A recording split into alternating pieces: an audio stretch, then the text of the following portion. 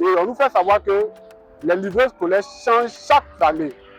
Ce qui fait dépenser souvent les parents, on va dire en début d'année, lors de la rentrée scolaire. Alors on souhaiterait avoir votre avis sur la question. Qu'est-ce que vous en pensez? Ok. Je pense que ça, c'est pas bien. Parce que à l'époque, les fournitures, on pouvait même passer 5 ans, 6 ans avec, avant qu'on échange les livres. Et cette année, c'est vrai ce que tu as dit, ce phénomène existe. Et le contenu même des nouveaux livres là même ne sont même pas riches. Donc vraiment, je voudrais que l'État se penche dessus. Je pense que le gouvernement, mais la ministre de l'Éducation nationale a dit qu'il y a un projet pour corriger ça. Je pense que maintenant, mais ils vont même déposer les livres à l'école et je pense qu'ils ne vont plus changer ça comme ça. Donc je pense qu'ils sont en train de régler cette question. Sinon, vraiment, c'est pas facile. C'est pas facile, vraiment. Avec le nombre d'enfants qui croient et puis la scolarité qui devient chère. Vraiment, c'est pas facile. Je pense Est-ce que ce problème, vous le vivez aujourd'hui? Est-ce qu'il est quotidien, on va dire? Est-ce que vous le vivez en D'accord.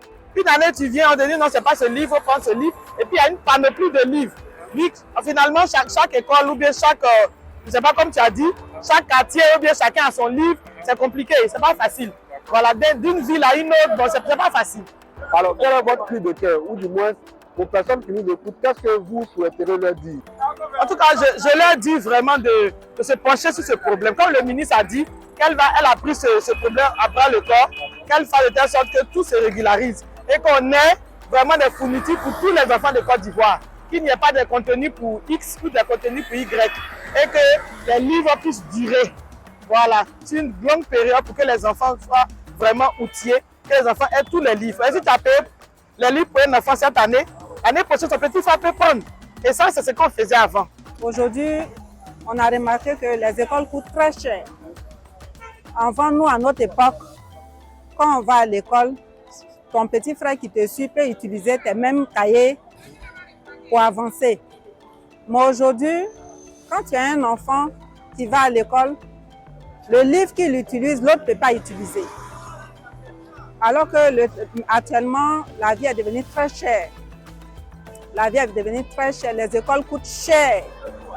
Et les écoles même confectionnent des livres. Les livres pour eux-mêmes les écoles. Ça fait que l'autre enfant ne peut pas utiliser pour son frère. Si tu as 5 enfants ou bien 10 enfants, tu as tout un problème pendant la rentrée scolaire. Donc on va vers les autorités compétentes pour leur demander de venir à notre aide, nous les parents. Parce que ce n'est pas tous les parents qui ont les moyens. Ils n'ont qu'à venir à notre aide. Si ça peut redevenir comme avant, où le petit frère peut prendre les livres de son grand frère pour avancer. Parce qu'il y a nos enfants qui vont à l'université, qui vont dans les autres classes supérieures, mais les autres ne peuvent pas prendre. Et quand l'année termine, que tu achètes les fournitures de ton enfant, le second ne peut pas utiliser, ça reste. Tu es obligé de racheter, même s'ils sont 5. La cherté de la vie vraiment est dure. Les autorités n'ont qu'à revoir ce côté-là. Et les livres sont très chers. Les livres coûtent très cher. Ils n'ont qu'à revoir les prix.